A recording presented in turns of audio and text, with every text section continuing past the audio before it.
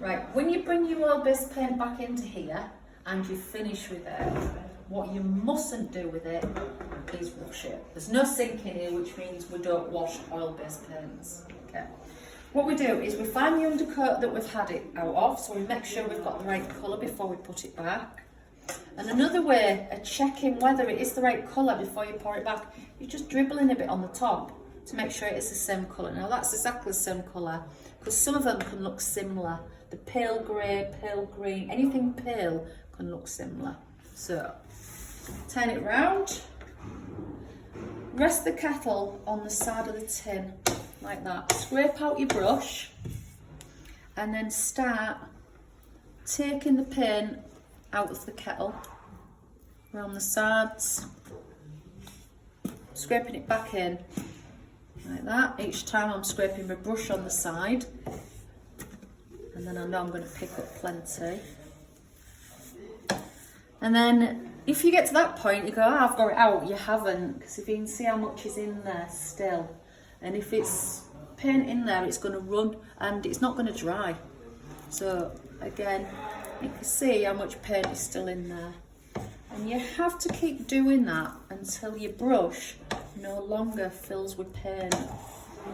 If you don't take the oil-based paint out, oil-based paint takes 8 hours to dry. If it's thick, it's going to be wet for a week.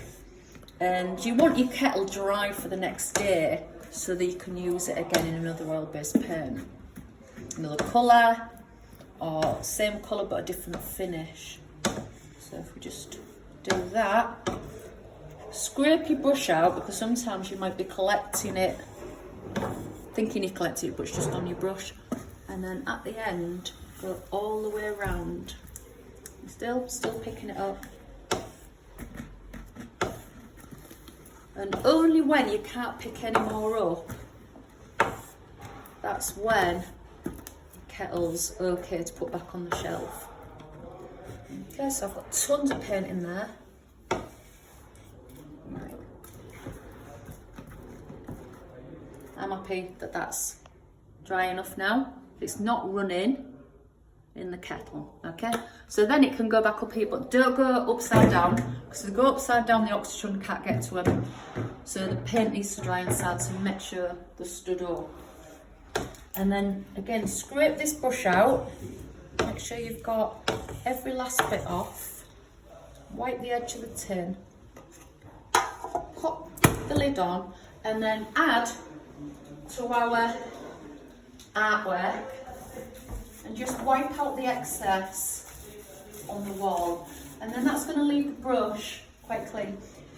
The thing is, we don't want them. If we have a rag, which is on here, before you take it back to put in the brush cake, make sure you just wipe that excess off the ferrule like that.